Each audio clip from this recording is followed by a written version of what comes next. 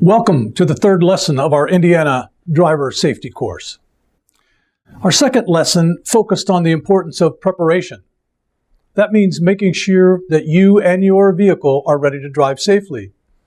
It also means keeping a cushion of space so that you have time and room to react to whatever arises.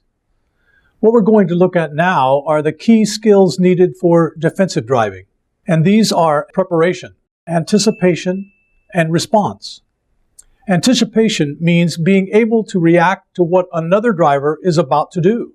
Reacting to what a driver is currently doing is a basic skill of driving. The problem is that there are times when that's too late.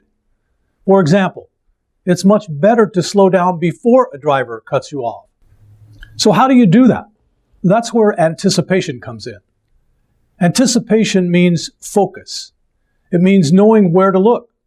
It means knowing what to make of what you see. Let's be clear. Anticipation is a two-way street. Not only does it mean being aware of what another driver might do, it also means making other drivers aware of what you intend to do. You may remember from earlier that anticipation means communication. The information you gather about your surroundings and other drivers communicates to you what you need to know.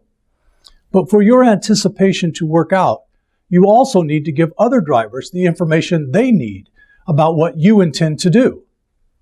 How they react to that information will help you anticipate what they're going to do. Let's get back to what it takes to anticipate.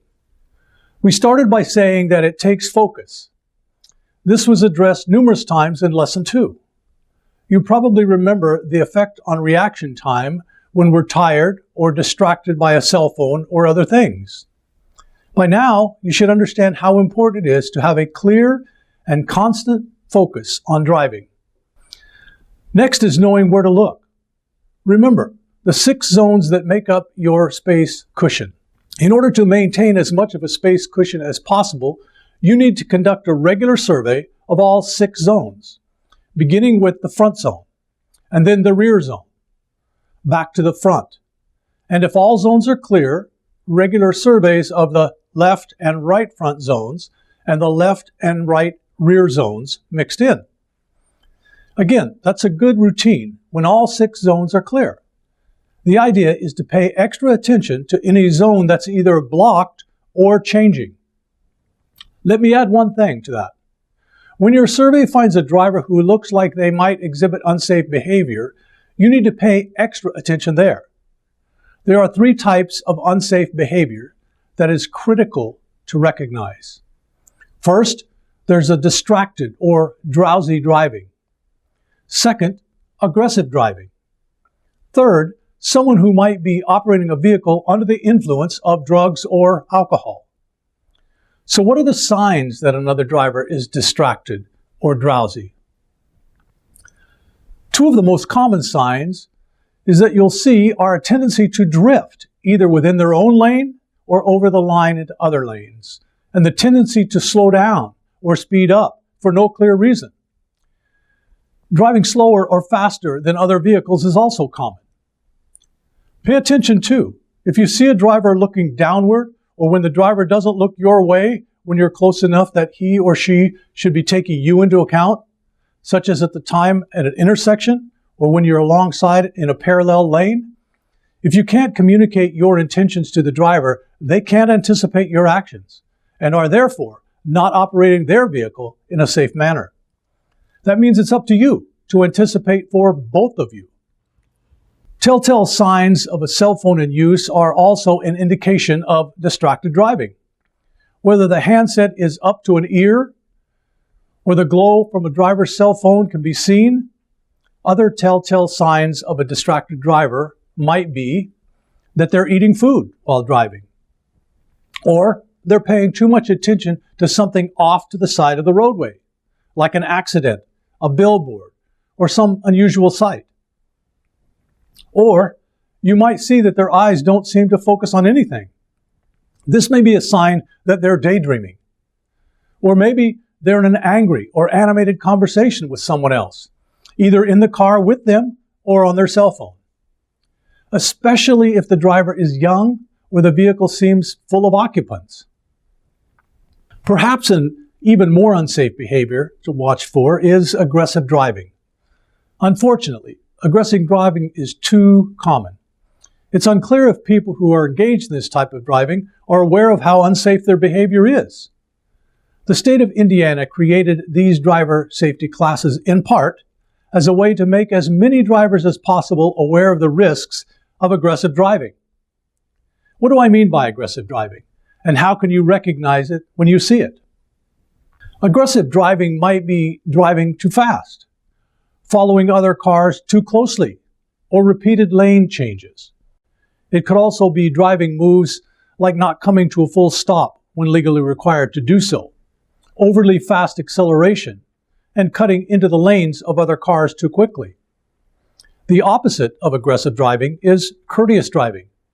For example, it's courteous to indicate your intentions to change lanes at least 2 seconds before you start the lane change.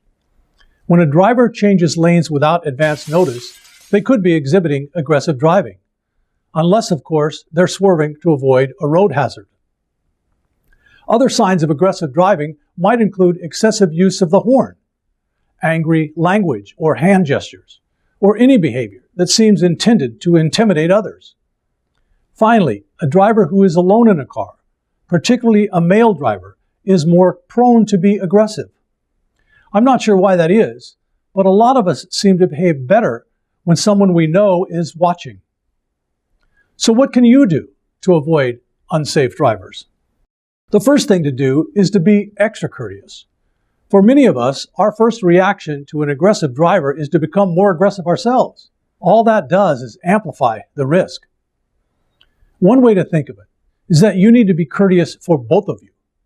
That means leaving extra space, giving the other driver the right of way when it should be yours, or giving them room to pass.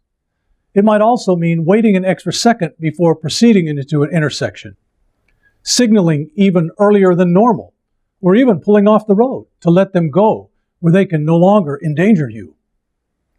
Never consider your courtesy to be your defeat.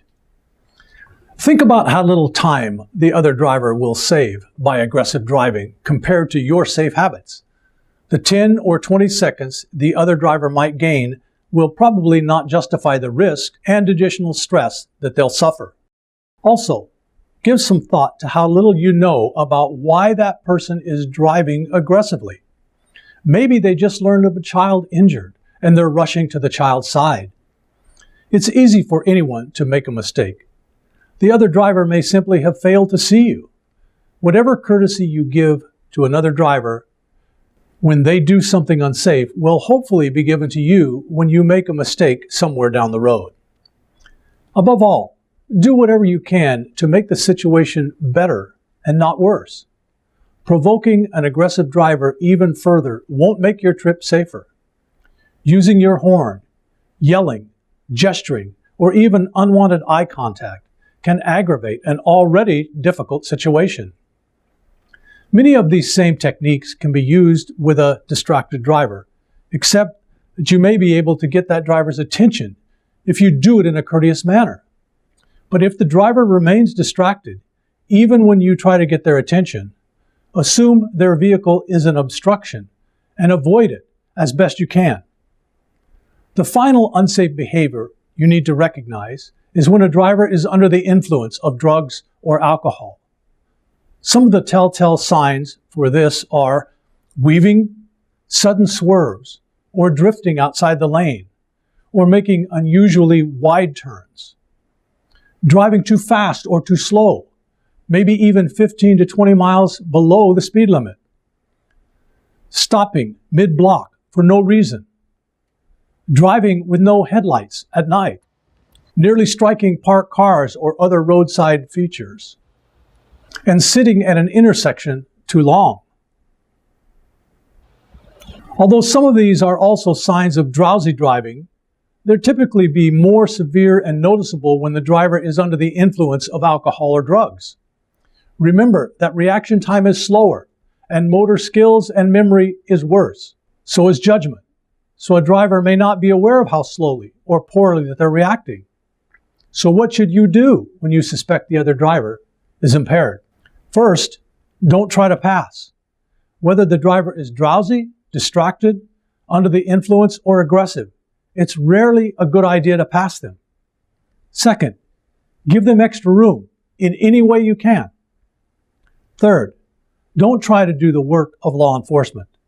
If you suspect the driver is under the influence, report as much information as will be helpful to law enforcement, but never try to act in the role of law enforcement.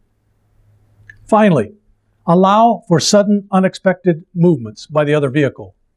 Don't put yourself in a position where you can't respond safely if the other vehicle suddenly stops, turns, speeds up, weaves, or asserts a right-of-way that should be yours.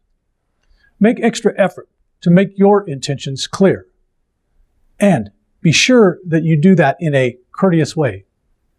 Remember, the only behavior that you can control is your own. And to stay safe, use that as your way to avoid unsafe behaviors in others.